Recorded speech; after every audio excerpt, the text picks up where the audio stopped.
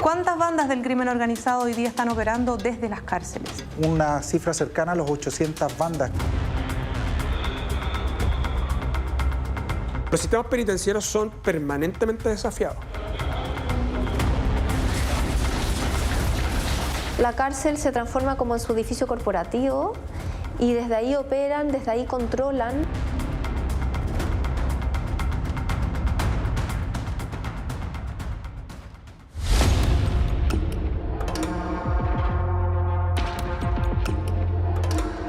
Este es el módulo de máxima seguridad de la cárcel de Arica. Son cerca de las 9 de la mañana. Todo parece funcionar como de costumbre. La salida de los internos desde las celdas y su posterior conteo en el patio. Pero unos minutos después, otra sería la historia.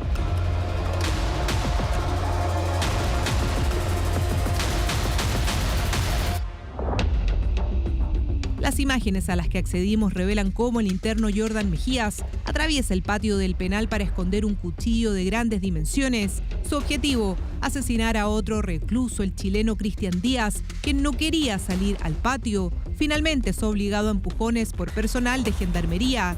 8 minutos después, las cámaras lo muestran tirado en el suelo. Había sido apuñalado. ¿Este crimen está vinculado al crimen organizado? Sí, quienes dieron la orden y quienes dieron muerte a esa persona, que están identificados, por cierto, y también formalizados, son integrantes del denominado Tren de Aragua. Quien nos entrega detalles es el fiscal regional de Arica. El interno asesinado el 29 de diciembre del año pasado había advertido al tribunal que temía por su vida. Incluso fue trasladado fuera de la región, pero terminó en la cárcel de Hacha, asesinado. Lo que ellos querían en ese momento era marcar presencia en ese módulo en particular y dejar claro quién era el que mandaba. La orden se ejecutó todo desde el interior de la cárcel. Lo ocurrido en Arica refleja fielmente el gran problema que existe hoy en los penales con organizaciones criminales como el Tren de Aragua, que lejos de estar aisladas e inactivas, siguen operando. En este caso, la ayuda vino de 3 gendarmes detenidos el pasado 29 de julio y formalizados. El delito, homicidio por omisión. Nada habrían hecho para evitar esta muerte. Ellos mantienen todavía la estructura que tenían afuera, la mantienen de una u otra manera adentro, incluso ahora con cooperación de otras células o de otros sujetos que están privados de libertad, y la preocupación que tenemos hoy día es lo que pasa al interior de las cárceles, efectivamente. Creo que ahí es donde se tiene que ganar la lucha contra el crimen organizado. Y en esta lucha, la incautación de celulares al interior de los penales es clave. Son las 8 de la mañana del 19 de agosto. Han pasado solo 5 días de la nueva fuga de reos desde la cárcel de Valparaíso. El escape ha levantado las alertas. Los internos tendrían en su poder diversos dispositivos electrónicos. Mega Investiga accedió de manera exclusiva al primer operativo post-fuga en la cárcel de Valparaíso. Casi 200 funcionarios especializados de Gendarmería comienzan en este penal un operativo extraordinario. Somos testigos del allanamiento por cada rincón a más de 2.500 reclusos. En total, se detectan 154 celulares y 173 armas blancas de confección artesanal. El crimen organizado es un fenómeno que estamos viviendo como país ya desde hace algunos años, y finalmente como institución nos ha demandado justamente a exigirnos aún más en nuestros procedimientos de control al interior de los establecimientos penitenciarios. El operativo se extendió durante todo el día, más de 10 horas para dar con estos celulares que en poder del crimen organizado implican un hecho de máxima gravedad. Si miramos la cifra total de incautaciones en los últimos 3 años a lo largo del país, hablamos de 17.000 dispositivos requisados. ¿Cuántas bandas del crimen organizado hoy día están operando desde las cárceles? Una cifra cercana a los 800 bandas. ¿Qué tipo de delitos saben ustedes que se han coordinado desde las cárceles? Sicariato, tráfico de drogas. Estas organizaciones criminales normalmente se van rearticulando.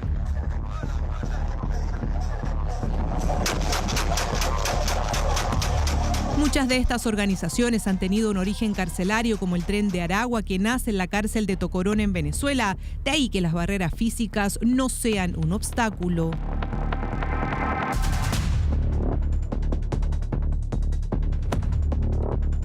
La cárcel es su lugar conocido. La cárcel se transforma como en su edificio corporativo y desde ahí operan, desde ahí controlan no solo la población penitenciaria, controlan el delito que sucede fuera de la cárcel. Tanto es así, por ejemplo, que cuando desbaratamos el intento de cometer un atentado terrorista en la ciudad de Arica, cuando estaban planificando poner un coche bomba en el tribunal, las órdenes se daban desde La Serena, la cárcel de La Serena, y la planificación se estaba haciendo al interior de la cárcel de Arica. Eran las distintas cárceles las que se estaban comunicando para poder realizar ese atentado. Sujetos conectados en distintos penales sin importar si están o no en módulos de máxima seguridad, es la realidad que escala en complejidad. Así se describe el fenómeno en el último informe sobre secuestros de la Fiscalía Nacional. El entorno penitenciario está cada vez más influido por la criminalidad organizada. El crimen organizado es, en estricto rigor, estructuras de empresas criminales que tienen muchos recursos y sobre todo tienen una capacidad de adaptabilidad pese a los golpes recurrentes que puede realizar el Estado. Por eso las estrategias nacionales tienen que ser también estrategias que anticipen esos cambios y esas transformaciones. Uno de los grandes golpes al crimen organizado se registró el año pasado tras el juicio contra el Clan de los Gallegos, la facción más peligrosa del Tren de Aragua en Chile. Un juicio que duró 7 meses y terminó con 34 de sus miembros condenados. Hablamos del brazo armado del Tren de Aragua, condenados por homicidios, secuestros y tráfico de drogas, entre otros delitos cometidos en el Cerro Chuño de Arica. En medio de esa investigación es que fue clave la incautación de teléfonos. Estos son algunos videos encontrados en los celulares de los gallegos.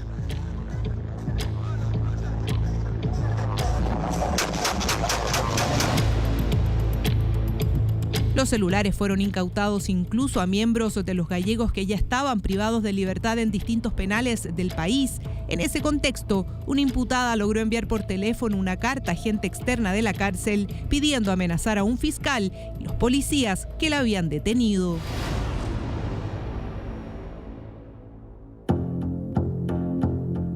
Aquí les voy a mandar los nombres de los 3 policías que nos están acusando para que Frank los trabaje y declaren a nuestro favor. Que los atormente y no les deje ni dormir. Esto ya no es como antes, donde una causa que terminábamos, ¿cierto?, nos hacía pasar a la causa siguiente. Ahora, cada uno de los sujetos, aunque está condenado, para nosotros sigue siendo sujeto de interés. Este lunes, 12 integrantes del Clan de los Gallegos, ya condenados, fueron formalizados por seguir manteniendo celulares al interior de 5 penales del país, tenencia que hoy es tipificada como delito. Y aquí es donde volvemos a un problema conocido y no resuelto. ¿Por qué estos dispositivos siguen ingresando sin control? Se han hecho distintos esfuerzos por tratar de limitar el ingreso de estos elementos tecnológicos, pero estas organizaciones se hacen cada vez más fuertes, principalmente a través del poder adquisitivo. Lo logran a través de familiares, incluso abogados u otros profesionales que están al servicio de estas organizaciones. Pero el punto más crítico es la corrupción que se da con funcionarios de gendarmería que terminan trabajando para el crimen organizado. Incluso hay quienes generan economías ilícitas con la venta de alcohol, drogas y comida. Aquí estamos con la familia, los vamos a comer un pequeño bajón.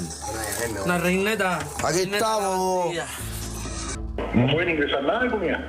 Por ejemplo, el sushi mayormente lo lanzan por pelotazos. La comida china, los pollos asados son pelotazos. Pelotazos de comida son 50.000 pesos. El crimen organizado siempre tiene como pretensión tratar de corromper las instituciones. Necesitan tener ciertas complicidades de funcionarios públicos para poder llevar a cabo sus funciones. Y por eso los mecanismos de control interno son tan relevantes. Es que hay que hacerse cargo de la corrupción. Hemos visto muchísimos casos casos de drogas, de armas, de gendarmes que arriendan celulares dentro de las cárceles, bueno, gendarmes también extorsionados y amenazados. El poder lo tiene que tener el Estado. Ahí están los balazos en la puerta.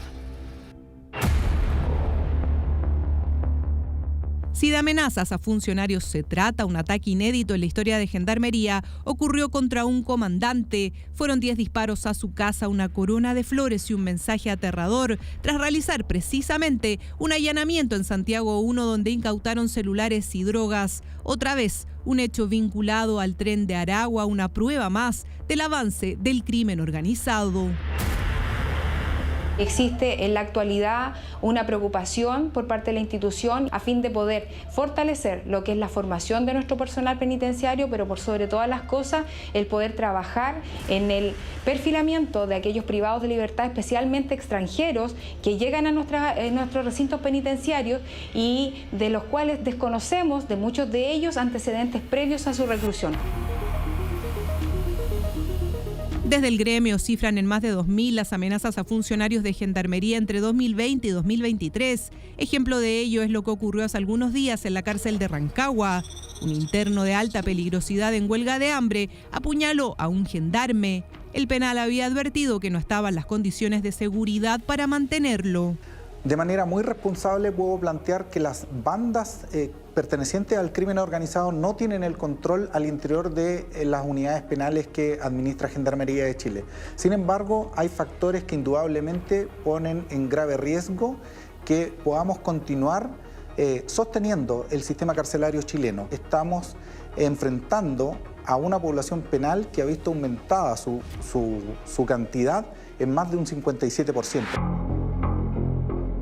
Hoy existen 62.000 internos privados de libertad en régimen cerrado, un número que sobrepasa con creces la capacidad del sistema. A ello se suma un déficit importante de funcionarios de Gendarmería. Estamos frente a un sistema penitenciario en grave riesgo. ¿Qué es lo que está fallando al respecto? Bueno, la segregación primero es muy importante al interior de la cárcel. Cada cierto tiempo mantenemos o encontramos algún sujeto en alguna cárcel que no tenía bajo ninguna lógica que estar en un determinado módulo y hay que invertir. O sea, la verdad es que acá no vamos a inventar nada.